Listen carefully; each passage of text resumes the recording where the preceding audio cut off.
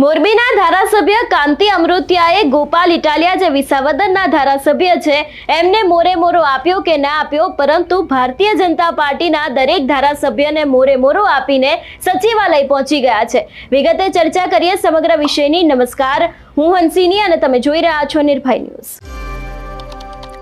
આમ તો મોરબીનું નામ આવે એટલે સીધું જ આપણને યાદ આવે કાંતિ અમૃતિયા। છેલ્લા ઘણા સમયથી આ નામ ખૂબ જ ચર્ચામાં રહ્યું છે ને એમાં પણ જ્યારે આપના ધારાસભ્ય વિસાવદરનું એક ચર્ચિત નામ એટલે કે ગોપાલ ઇટાલિયા જોડે જ્યારે તેમનો મોરે મોરો થયો હતો, ખાસ કરીને આ કાંતિ અમૃતિયા એ જ છે કે જે વિધાનસભાની બહાર બેસી ગયા હતા, તેમના સમર્થકોની સાથે ગોપાલ ઇટાલિયાની રાહ જોઈ હતી, પરંતુ ક્યાંક અત્યારે હાલ કાંતિ અમૃતિયા છે તે મંત્રી બની ગયા છે ને અત્યારે હાલ ગોપાલ ઇટાલિયાનો ક્યાંક જે મોરો કરવો તેમને ફળ્યો હોય એવું લાગી રહ્યું છે। તેમના પરિવારમાં પણ અત્યારે હાલ ખુશીનો માહોલ છે, કારણ કે એક તરફ કાંતિ અમૃતિયા જ છેલ્લા ઘણા સમયથી ચર્ચામાં નહોતા, એમનો જ મોરો ગોપાલ ઇટાલિયા સાથે થયો હતો, મોટી બબાલ થઈ હતી, ઘણા બધા નિવેદનો સામે આવ્યા હતા, એકબીજા ઉપર આક્ષેપો મૂકવામાં આવ્યા હતા। વિસાવદરની ચૂંટણીથી લઈને જે જૂની વિધાનસભાની ચૂંટણી 2022ની થઈ હતી ત્યાં સુધી વાતો પહોંચી ગઈ હતી, પરંતુ અંતે આ મોરાનો અંત આવ્યો હતો। જે સમયે ગોપાલ ઇટાલિયા છે તે વિધાનસભા નહોતા પહોંચ્યા,